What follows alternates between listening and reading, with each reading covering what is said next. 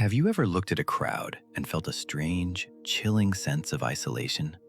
Not because you were alone, but because you realized you were the only person in the room who was actually awake. Imagine yourself behind the wheel, driving through the gridlock of a city like Chicago at 3 in the morning. You look at the drivers next to you. You see the flickering blue light of smartphones on their faces. You see the repetitive, rhythmic tapping on steering wheels. If you strip away the neon and the noise, you aren't looking at individuals. You are looking at biological feedback loops.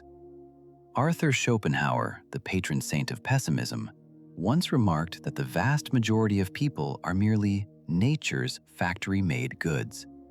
To nature, individuality is an expensive luxury. It doesn't need millions of thinkers. It needs millions of functions: producers, consumers, and reproducers. Most people do not think. They react. They follow a script written by their hormones, their social conditioning, and the tribal slogans they've been fed since birth. They believe they are choosing their anger, their desires, and their beliefs. But they aren't. They are simply running a pre-installed program on autopilot.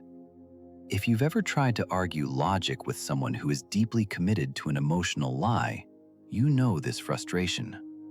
You provide facts, they provide slogans. You provide nuance, they provide binary outrage. You think you're having an intellectual exchange, but in reality, you're just watching a machine defend its software. The first step to sanity in a world of chaos is the acceptance of this biological reality. You must stop expecting deep reflection from those who are not equipped for it. You wouldn't get angry at a storm for being wet or a stone for being hard. Why get angry at the masses for being unthinking? This is the dichotomy of control. Stoics like Marcus Aurelius understood this thousands of years ago. There are things you can change and things you cannot. Other people's intellect is a weather pattern. You don't fight the weather, you prepare for it. When you stop investing your emotional energy into fixing the 90%, you finally reclaim your own mind. You stop being a victim of their collective madness and start becoming a strategist of your own life. You are the driver, they are the traffic.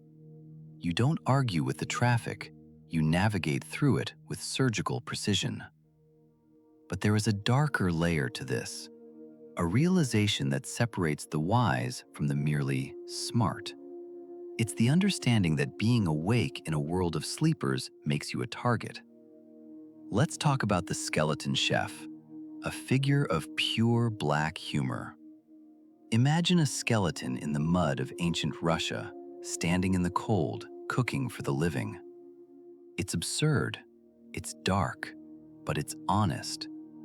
The skeleton has no skin in the game. He has seen the end of the movie.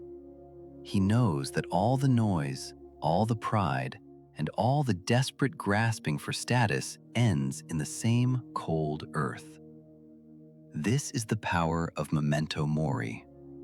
When you realize that you are already, in a sense, a skeleton in waiting, the opinions of the biological automatons lose their sting. Their judgment becomes as irrelevant as the buzzing of flies. Schopenhauer noted that intelligence is invisible to those who don't have it. Think about that for a second. If you are operating at a level of abstraction that most people can't even perceive, they won't call you a genius. They'll call you arrogant.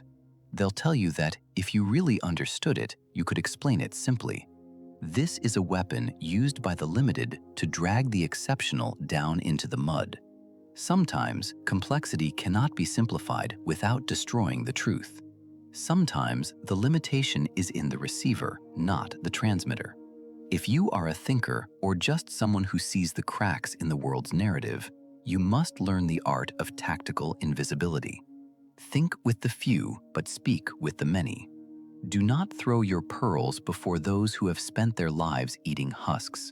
Your depth is a resource. Don't waste it on people who only want to use it to fuel their own insecurity.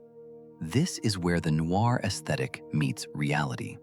The noir protagonist is often a lone wolf, not because he hates people, but because he knows the price of connection.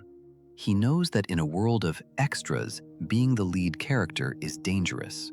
You must build your internal citadel.